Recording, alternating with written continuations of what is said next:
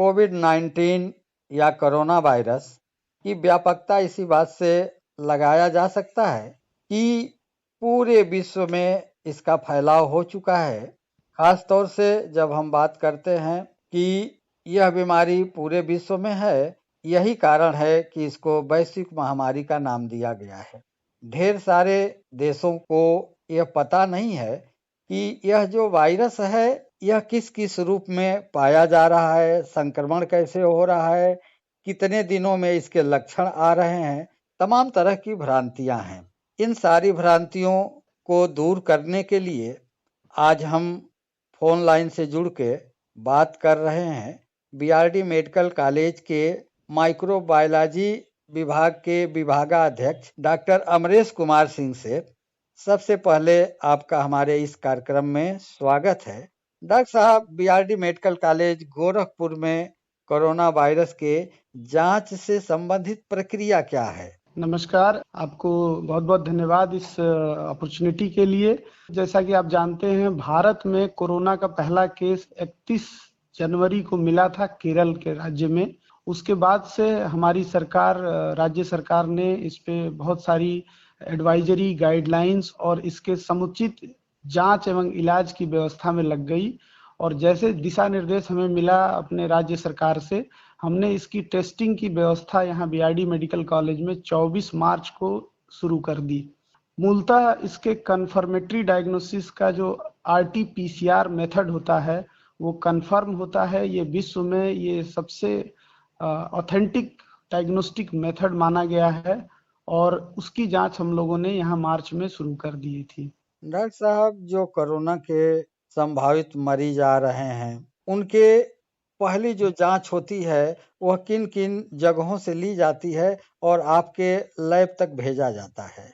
Corona के जो भी संदिग्ध मरीज हैं, इसके लिए राज्य सरकार के दिशा निर्देशों के क्रम में हम लोगों ने एक सेपरेट हमारा सुपर स्पेशलिटी पीएमएसएसवाई बिल्डिंग है जो बिल्कुल नवनिर्मित था, उसको हम लोगों ने चिन्हित करके कोरोना बिल्डिंग ही कोरोना वार्ड बना दिया पूरी बिल्डिंग को।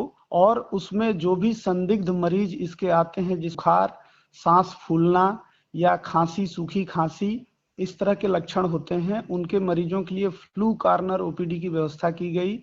वहां उनके लक्षणों और ट्रेवल हिस्ट्री की, कहीं से यात्रा किए हैं ऐसे जगह से जहां कोरोना के मरीजों की बहुतायतता है, ऐसे जगहों से आने वाले हर राहगीर और ऐसे मरीजों को हम लोग एडमिट करते हैं। उनके नमूने लिए जाते हैं। नमूने मूलतः सांस की नली में, चूंकि ये सांस के संक्रमण का वायरस है, तो नमूने जो मुंह के नली का और नाक के नली के नमूने लिए जाते हैं इसके लिए। और बाद में भारत सरकार की एडवाइजरी के अनुसार इसका ब्लड भी हम लोग प्लेन वायल में इकट्ठा करना शुरू कर दिए हैं, जिसके लिए और जांच मेथड जो किट डेवलप की जा रही है उसमें ये सहयोगी होगा। पहली बार जो नाक और मुंह के नली से, यानी कि गले और नाक के ऊपरी हिस्से से जो नमूना लिया जाता है, उसमें समय कितना लगता है? यह प्रक्रिया कैसी है? मरीज को इसमें क्या दिक्कत आ सकती है? क्या सावधानी बरतते हैं आप लोग कि सही नमूना लिया जा सके? ये बहुत ही एक टेक्निकल प्रोसेस है। इसमें भारत सरकार और WHO वर्ल्ड हेल्थ ऑर्गेनाइजेशन के अनुसार ये बहुत रिस्की प्रक्रिया है इस तरह के कोरोना वायरस के इन्फेक्शन के लिए, क्योंकि प्राथमिकता के आधार पे जब हम गले में स्वाब डालते हैं नमूना लेने के लिए, तो रिफ्लेक्स होता है मरीज का और उसके दौरान वो खांसी करता है। तो बहुत रिस्क होता है हमारे स्वास्थ्य कर्मी पे कि इस संग्रह के दौरान उसको संक्रमण होने का। इसीलिए हम WHO और भारत सरकार के मानकों के अनुसार हम उसको PPE kit, personal protective equipment kit होता है, जो ऐसी बीमारियों से बचाव के लिए उपयोगी होता है, वो पूरी किट पहनता है और नमूना संग्रह करने में सारी standard precaution of infection control का पालन करते हुए नमूना संग्रह किया जाता है। डॉक्टर साहब, खास तौर से जब गला और नाक की बात की जाती है तो इसमें एक और विभाग का कार्य बहुत महत्वपूर्ण हो जाता है, ENT विभाग का, नाक कान गला विभाग का।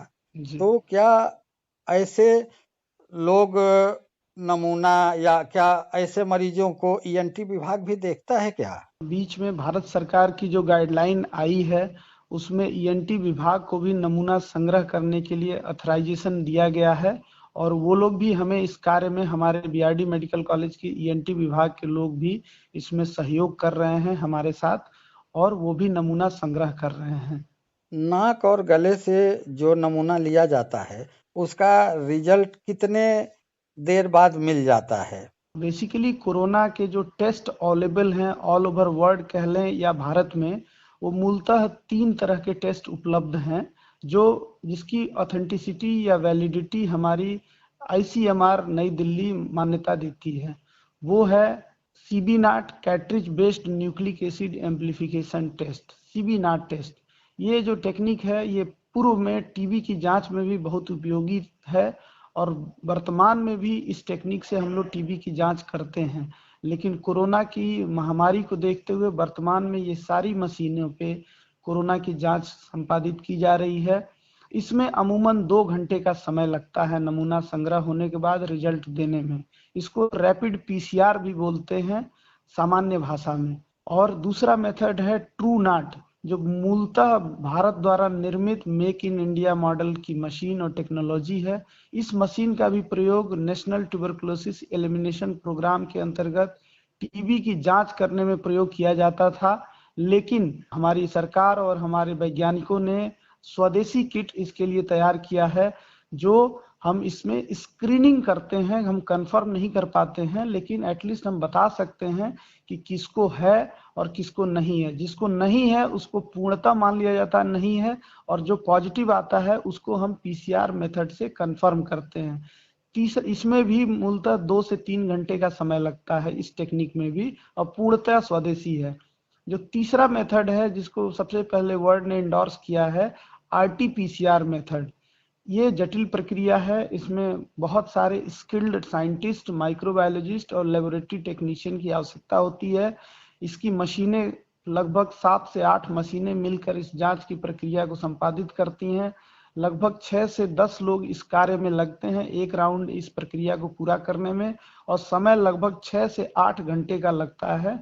ये 100% कंफर्मेटरी है। कोरोना वायरस चूंकि आसानी से मरता नहीं है और ढेर सारे मरीजों की जांच मेडिकल कॉलेज गोरखपुर में चल रही है, तो जो भी उनके अपशिष्ट पदार्थ हैं, जैसे ब्लड का सैंपल हुआ, नाक और गले से जो स्वाब लेते हैं या अन्य जो जांच की प्रक्रिया है, उनका निस्तारण कैसे करते हैं कि वो संक्रमण अन्य जगहों तक न पहुंच पाए? इसमें सेंट्रल पॉल्यूशन कंट्रोल बोर्ड जो हमारे भारत सरकार का है, पॉल्यूशन डिपार्टमेंट का, उसके नॉर्म्स को हमने सबसे पहले फरवरी माह में पूरे हॉस्पिटल में चरणबद्ध तरीके से सारे doctors, professors, paramedical staff, nurses, ward boy, sweepers तक को हमने ट्रेनिंग दी, उनकी लैंग्वेज में, उनके शब्दों में, और डेमोन्स्ट्रेट भी कराया, हैंड्स ऑन ट्रेनिंग भी कराया कि वो कैसे कार्य कर रहे हैं। इसको भी हमने उन्हीं से करके दिखाया, उन्हीं को सही कराया, उनकी त्रुटियों को संशोधन कराया।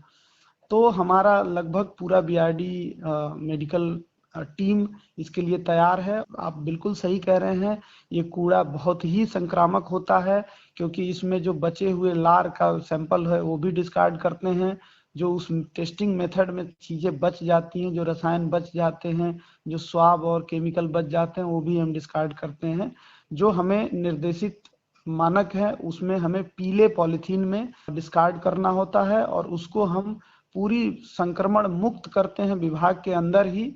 फिर हम आउटसोर्स जो हमारी कंपनी है, जो हमारा बायोमेडिकल वेस्ट का निस्तारण करती है, उनके लोगों को इसको हैंडओवर देते हैं कि संक्रमण मुक्त रहे, उनके आदमियों को, उनके वर्कर्स को और हमारे सोसाइटी और कम्युनिटी को किसी तरह का संक्रमण का रिस्क न रहे।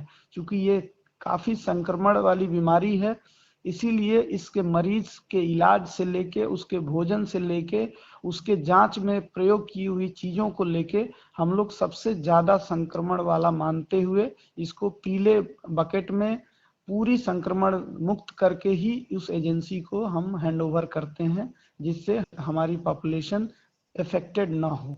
डॉक्टर साहब, जब किसी मरीज का कोरोना टेस्ट पॉजिटिव आ जाता है, तो यह कैसे पता चलता है कि इसके अंदर संक्रमण की स्थिति कितना है, वायरस का लोड कितना है? जो हमारा पीसीआर मेथड है, आरटी-पीसीआर मेथड, जिसमें हमने बताया लगभग 6 से 8 घंटे लगते हैं, जटिल प्रक्रिया है, महंगा टेस्ट है। इसमें हमें वायरस की संख्या भी पता चल जाती है और जब हम फॉलो अप टेस्टिंग करते हैं, खासकर पॉजिटिव मरीज का दोबारा पुनः जब नमूना संग्रह करते हैं, देखने के लिए कि वो हमारा मरीज वायरोलॉजिकली ठीक हो रहा है कि नहीं, क्लिनिकली तो हम देख सकते हैं कि उसका बुखार उतरा कि नहीं, खांसी ठीक हुई कि नहीं, सांस फूलने में इम्प्रूवमेंट हुआ है कि नहीं, लेकिन वायरोलॉजिकली हम इसको आरटी-पीसीआर मेथड से एसेस करते हैं कि पहले कितने वायरस थे और दोबारा नमूना जो लिया गया है उसमें वायरस की संख्या बढ़ रही है या घट रही है।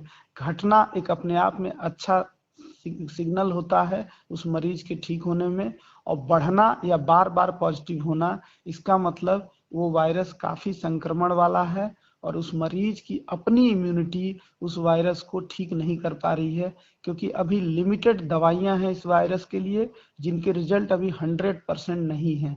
तो जगह जगह अलग अलग एंटीवायरल ड्रग्स दिए जा रहे हैं, प्लाज्मा थेरेपी की जा रही है, लेकिन अभी इसके रिजल्ट और इसके ऑथेंटिक होने में थोड़ा और समय लगेगा, ताकि डॉक्टर्स या साइंटिस्ट बता पाएंगे कि कौन सी स्पेसिफिक दवाई है या कारगर है। लेकिन मूलतः शरीर की अपनी इम्यूनिटी ही इस वायरस को अभी तक ठीक कर रही है, तो हम रिपीट टेस्ट में ये चीज जान जाते हैं। आपके विभाग में, आपके लैब में जो जांच होती है, उसके अलावा शरीर के अन्य हिस्सों में, जैसे कहा गया है कि संक्रमण से सीने में बलगम जमा हो जाता है, वो बलगम ऐसा होता है जो निकलता ही नहीं है, काफी चिपचिपा होता है, तो क्या इसमें एक्सरे या अन्य विधियों का प्रयोग किया जाता है जांच के लिए?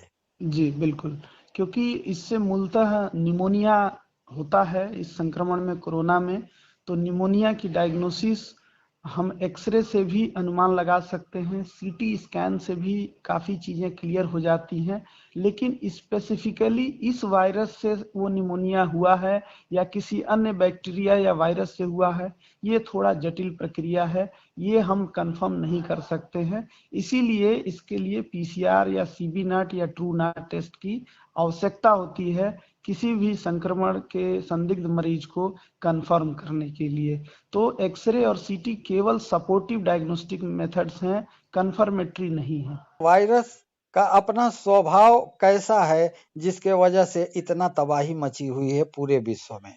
जैसा कि हम जानते हैं, इससे पूर्ववर्ती समय में भी इस तरह के श्वास नली के वायरसों ने बहुत अंतराल के बाद भी संक्रमण किया है और एक सर्टेन जियोग्राफिकल एरिया या सर्टेन कंट्री को या एक समुदाय को या पर्टिकुलर एक जगह को काफी प्रभावित किया है। जैसे सार्स कोव 1 वो चाइना में हुआ था, उसने एक वहाँ की स्पेसिफिकली जियोग्राफिकल एरिया जो एक भूभाग है उसको प्रभावित किया था और काफी मौतें हुई थी। उसके बाद से मर्स आया, MERS, middle east respiratory virus syndrome जो होता है, इसने भी सऊदी अरब में काफी तबाही किया था। अभी जो चल रहा है ये सार्स कोव 2 है, मतलब सब severe acute respiratory syndrome Covid 2 virus है ये। तो इस तरह के वायरस मूलतः अपने म्यूटेशन माने जब वो अपनी प्रजनन करते हैं, जब एक वायरस से 2 वायरस बनते हैं, तो इस प्रोसेस में उनके जेनेटिक सेगमेंट में कुछ बदलाव ऐसे होते रहते हैं। 90-99% बदलाव में बहुत ज्यादा असर कम्युनिटी को नहीं होता है, लेकिन कभी कभी ऐसा संक्रामक बदलाव हो जाता है जिसके कारण उस वायरस का नेचुरल हैबिटेट कह लें या उसकी साइकिल प्रभावित होती है और वो जानवरों से इंसान में आके इंसान से इंसान में सर्कुलेट होने लगता है और वो गंभीर रोग या अधिक मौत करने लगता है। तो ये बेसिकली एक म्यूटेशंस होते हैं, म्यूटेशंस की वजह से वायरस अपना स्वभाव बदल लेता है। तो इस तरह के म्यूटेशन का ही ये प्रभाव है। रही बात वैश्विक स्तर पे, इसमें तमाम चीजें चल रही हैं कि ये स्वतः ही म्यूटेट हुआ है या किसी के द्वारा इंटेंशनली इसको बायो टेररिज्म के रूप में किया गया है। अभी तक इसके बारे में कोई ठोस परिणाम नहीं मिला है। बीआरडी मेडिकल कॉलेज गोरखपुर में कोविड-19 से लड़ने के लिए जांच की सारी सुविधाएं उपलब्ध हैं। जी, 3 मेथड जैसा हमने बताया है, तीनों मेथड से हम इसकी जांच कर रहे हैं। जो हमारे इमरजेंसी में पेशेंट आते हैं उनका हम रैपिड पीसीआर, जैसा मैंने बताया, सीबी नाट मेथड या ट्रू नाट, भारत से बना हुआ ट्रू नाट मेथड से 2 से 3 घंटे में हम रिपोर्ट दे देते हैं और इनकी रिपोर्ट के आधार पे ऐसे मरीजों को कोविड या नॉन कोविड में ट्रांसफर किया जाता है इमरजेंसी से। तो हम काफी तैयार हैं। हमारे को राज्य सरकार और केंद्र सरकार से भी काफी सहयोग मिल रहा है रसायन, किटें एवं मशीनरी सिस्टम के लिए, और हम इसके लिए पूर्णतः तैयार हैं। कोई व्यक्ति सड़क पर जा रहा है, उसको क्या क्या सावधानी बरतनी चाहिए? इस कोरोना से बचाव ही सबसे समुचित होना चाहिए, जिसमें सबसे इम्पोर्टेंट चीज होती है सोशल डिस्टेंसिंग। अगर जो हम किसी भी मरीज या किसी भी व्यक्ति के से 1 मीटर के दायरे में अगर जो बात बिना मास्क के करेंगे तो हम में संक्रमण के होने की संभावना कई गुना बढ़ जाती है। अतः सोशल डिस्टेंसिंग जो भारत सरकार ने इसको कहा है, इसके बारे में काफी जोर दिया गया है। ये बहुत इफेक्टिव है और इसके द्वारा हम बचाव कर सकते हैं। दूसरा है जो लॉकडाउन किया गया सरकार के द्वारा, ये काफी उपयोगी रहा कि हम एक दूसरे से नहीं मिलेंगे तो जो संक्रमण जहां तक हुआ होगा वो चेन ब्रेक हो जाएगा। तो ये दोनों चीजें काफी कारगर है। तीसरा सबसे इम्पोर्टेंट एक चीज और है, इसमें हाथ धुलना, बार बार हाथ धुलना साबुन और पानी से, ये बहुत कारगर है। क्योंकि हम दैनिक जीवन में कभी अखबार पढ़ते हैं, कभी हम सामान खरीदते हैं, कभी सब्जी खरीदते हैं, कभी हम गाड़ी या संसाधन कोई यूज करते हैं या ऑफिस में जाते हैं, तो हम तमाम चीजें ऐसे छूते हैं जो हमें पता नहीं होता है कि हमसे पहले कौन उस पर हाथ रखा है या टच किया है। तो अगर जो ऐसी चीजों को सैनिटाइज किया जाए और हम अपना हाथ बार बार साबुन से धुलें, हैंड हाइजीन मेंटेन रखें, तो काफी है ये चीजें। और कोई चौथा सबसे इम्पोर्टेंट कि कोई हमारे आसपास, हमारे ऑफिस, कॉलोनी, मोहल्ले में या घर में कोई इस तरह का सांस का लक्षण, बुखार, खांसी, निमोनिया का लक्षण का मरीज मिलता है या कोई व्यक्ति है, तो हम तत्काल उसको किसी चिकित्सक से या किसी अस्पताल में जहां इस तरह की जांच की एवं इलाज की व्यवस्था हो, वहां उससे परामर्श लें उस चिकित्सक से। ये सारी चीजें मिला के लगभग फुल प्रूफ है, क्योंकि जब तक हमारे पास इसके लिए स्पेसिफिक दवाई या स्पेसिफिक वैक्सीन नहीं आ जाती है, तब तक हम इन्हीं माध्यमों से इस बीमारी से बचाव कर सकते हैं।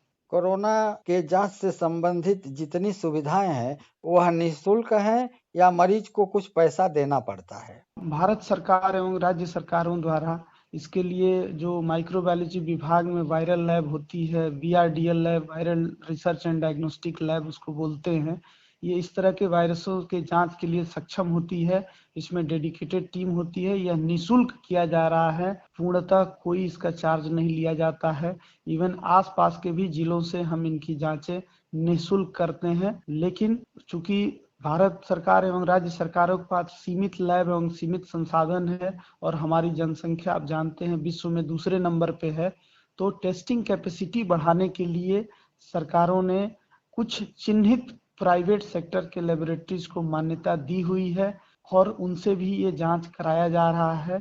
डॉक्टर अमरेश कुमार सिंह जी, आपने इतनी अच्छी जानकारी दी कि गोरखपुर बीआरडी मेडिकल कॉलेज में कौन कौन सी सुविधाएं हैं जिससे कोरोना वायरस की जांच होती है और मरीजों को तुरंत लाभ पहुंचाया जा सकता है। हम समझ रहे हैं कि इन बातों को जो हमारे श्रोतागण हैं सुने होंगे वो जरूर लाभान्वित होंगे। डॉक्टर साहब, इसके लिए आपको बहुत बहुत धन्यवाद।